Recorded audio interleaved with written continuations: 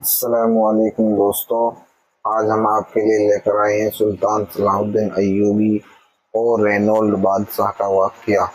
روزانہ ایسے اسلامک واقعات سننے کے لیے ہمارے چینل کو سبسکرائب ضرور کریں۔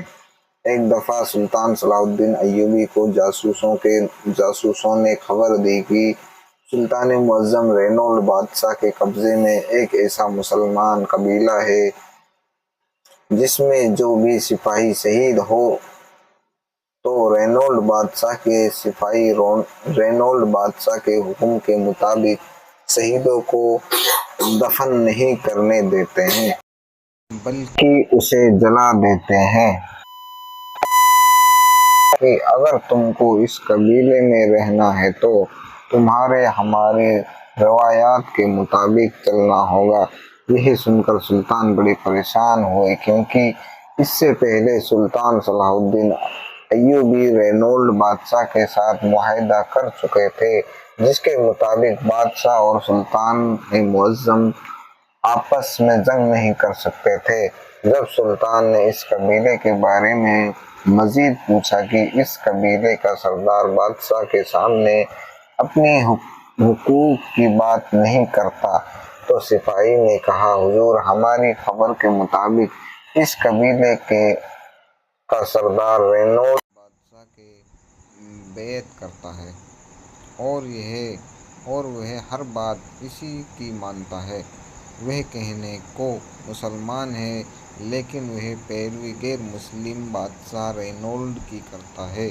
یہ سن کر سلطان صلاح الدین ایوبی نے کہا کہ جب سردار غیر مسلم ہو تو پھر اس قبیلے کے لوگ مسلمان کیسے ہو سکتے ہیں؟ جاسوس نے کہا، سلطان معظم، آپ کی بہادری، ایمان اور سخاوت کے قصے سن کر ان تمام قبیلے والوں نے اسلام قبول کر لیا، لیکن اس بدقسمت اور بدنصیب سردار کو اللہ تعالیٰ نے ہدایت نہیں دی۔ وہ سونے کا پجاری ہے اور رینولڈ بادشاہ کی پیروی کرتا ہے۔ یہ سن کر سلطان مزید پریشان ہوا اور کہا کہ میں اس قبیلے کو اس طرح ظالم بادشاہ کے رحم و کرم پر نہیں چھوڑ سکتا۔ جب وہ بادشاہ قبیلے کے شہید سپاہیوں کو دفن نہیں کرنے دیتا تو ان کو بنیادی حقوق کیسے دیتا ہوگا؟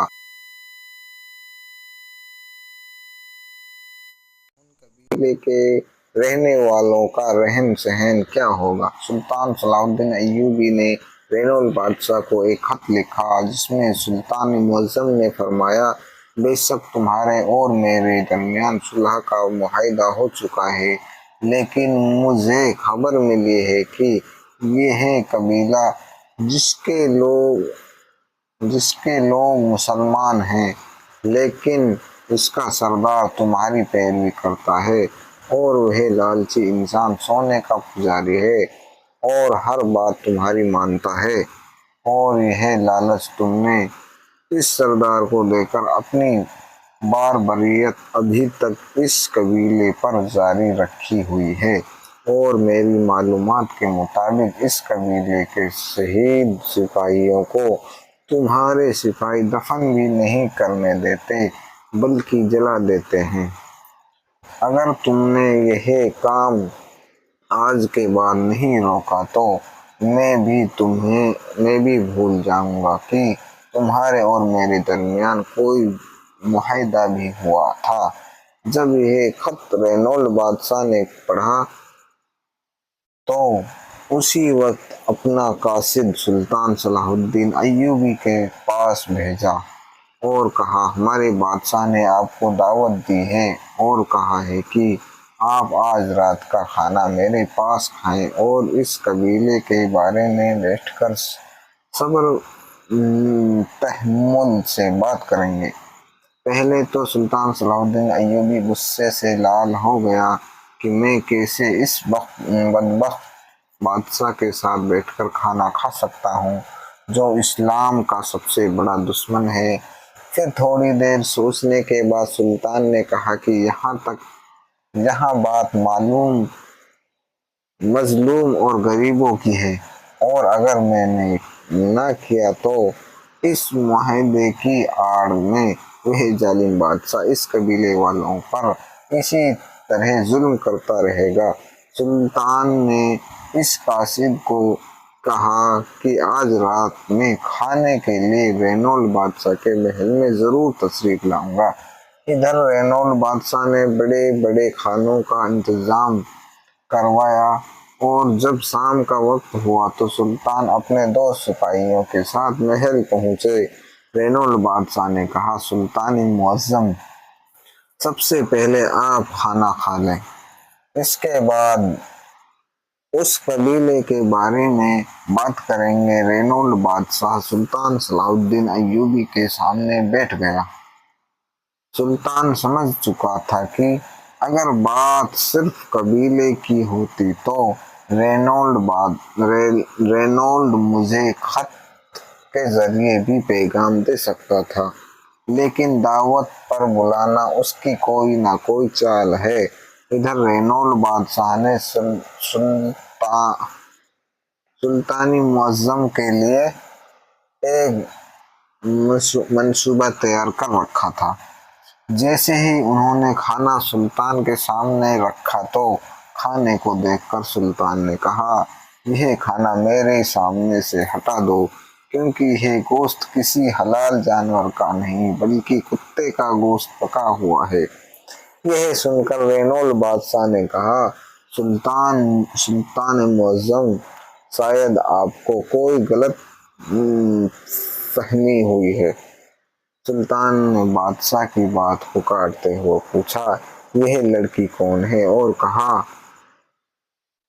کہاں سے آئی ہے؟ رینولڈ بادشاہ نے کہا، یہ میری کنیز ہے، اور آج ہی مجھے ایک دوست بادشاہ نے تحفے میں دی ہے، اور اس نے کہا کہ یہ ایک پاک دامن عورت ہے، آج تک اس کو کسی مرد نے چھوا تک نہیں۔ یہ سن کر سلطان معظم نے فرمایا، بادشاہ رینولڈ، اگر یہ گوشت حلال جانور کا بھی ہوتا تو بھی میں کبھی اس کو ہاتھ نہ لگاتا۔ یہ سن کر بادشاہ بڑا حیران ہوا، کہا کہ سلطان معظم، ایسی کیا بات ہے؟ تو سلطان نے کہا کہ یہ جو عورت گوشت لے کر آئی ہے، یہ بد کردار عورت ہے، اور آج تک یہ کئی مردوں کے ساتھ سو چکی ہے۔ پھر سلطان نے کہا کہ اس عورت کی بات چھوڑو، تم اتنے بڑے بادشاہ ہو کر بھی اپنے باپ کی اولاد نہیں۔ یہ سن کر بادشاہ نے کہا، مسلمانوں کے سلطان، اگر تم آج میرے گھر میں موجود نہ ہوتے تو شاید میرے اور تمہارے درمیان جنگ کھڑی ہو جاتی۔ سلطان نے کہا کہ اگر یہ میری تینوں باتیں غلط ہوں تو پھر تمہارا جنگ کرنا جائز بنتا ہے۔ رینولڈ بادشاہ نے کہا، اے مسلمانوں کے سلطان، اگر آپ اپنی تینوں باتیں کو ثابت کر دو تو اس قبیلے کو میں مکمل طور پر آزاد کر دوں گا اور تمہارے حوالے کر دوں گا۔ یہ سن کر سلطان صلاح الدین ایوبی نے کہا کہ میں اپنی بات کو ثابت کرنے کے لیے تیار ہوں۔ پھر بادشاہ نے کہا کہ آپ کو کیسے معلوم کہ یہ گوشت کتے کا پکا ہوا ہے؟ تو سلطان نے کہا کہ جب اس عورت نے میرے سامنے گوشت رکھا تو گوشت کے ہر بوٹی کی طرح چربی ہی چربی تھی، اور مسلمان کھانے کو دور سے دیکھ کر پہچان جاتا ہے کہ یہ کھانا حلال ہے یا حرام۔ اس لیے مجھے پتہ چلا کہ یہ گوشت کسی حرام جانور یعنی کتے کا ہے۔